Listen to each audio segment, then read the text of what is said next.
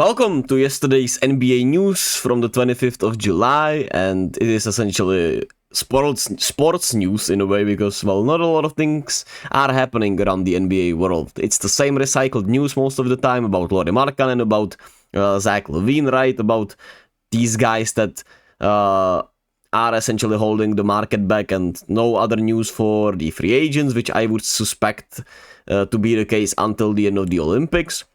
Which is why we'll talk about the Olympics a little bit, and we'll be talking about the Olympics throughout the whole tournament, obviously, because I'm really excited for the Olympics, as a whole, right? It begins tonight, and I'm really excited to watch a lot of Olympic games because I have the privilege to do so, as I'm unemployed currently. But that's a point for another day, and let me not overstep my own boundaries. I shouldn't. I should be a little less upfront with a lot of these things, and I want to try to do that because, yeah, I don't know, whatever. Let's get into the NBA news. That's what we're here for at the end of the day, and the GOAT himself, KILLIAN Hayes, is back in the NBA for now, on a one-year deal with the Brooklyn Nets. The Nets obviously giving out chances to guys who could fulfill their potential, with them with which will be a tank season. We can still expect them to trade Cam Johnson. We talked about his potential destinations yesterday. And, for example, Dorian Finney-Smith, I would expect not to be a Brooklyn Net by the deadline, even though it would for sure be wiser for the Nets to do that probably before.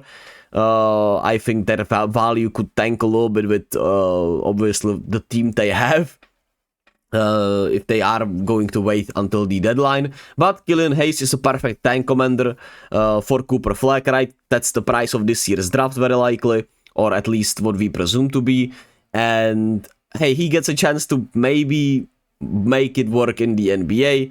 He has shown some flashes, but overall has just shown himself to not be a good basketball player overall, right? Even the national team doesn't want him.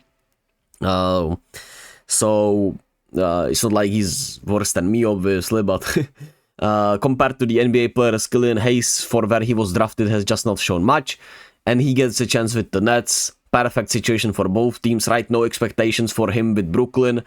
They are expected to tank, to want to have that Cooper Flag, top chance for him to have the worst record in the league, and KILLIAN Hayes can maybe, make it tougher for them if he finally figures it out, which he's still young, I'm pretty sure, right? He's not like that old, since he was not drafted that far away, or far ago, that long ago, and it will be, fun to have him in the leagues.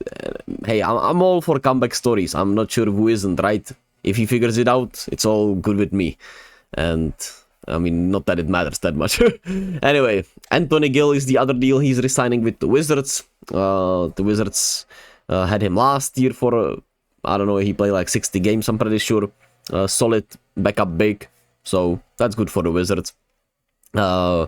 Then we had another Suns assistant coach, James Posey, who has been a former player and has been having coaching experiences with the Cavaliers and with the Wizards, I'm pretty sure, is joining the Suns as an assistant coach for the, obviously, Budenholzer staff. So that's gonna be... I'm really intrigued about the Suns. I don't know how to feel. I feel like it could really work this year. But, obviously, Bradley Beal does scare me. I will keep repeating that, but I don't know. I feel like the Suns could work this year, even though it will be obviously very tough in this Western Conference.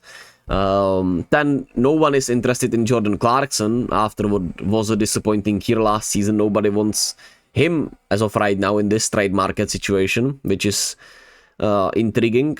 I would have expected some team to at least take a flyer on him, right? But who knows what the hell Danny Ainge wants for him, right? That's the thing, I would say. Danny Ainge could be wanting God knows what, right? That's what Danny Ainge does. So, Jordan Clarkson, obviously one of the trade candidates, still obviously throughout this summer after the Olympics, and of course a deadline piece if he is not traded before the season or throughout the season, right?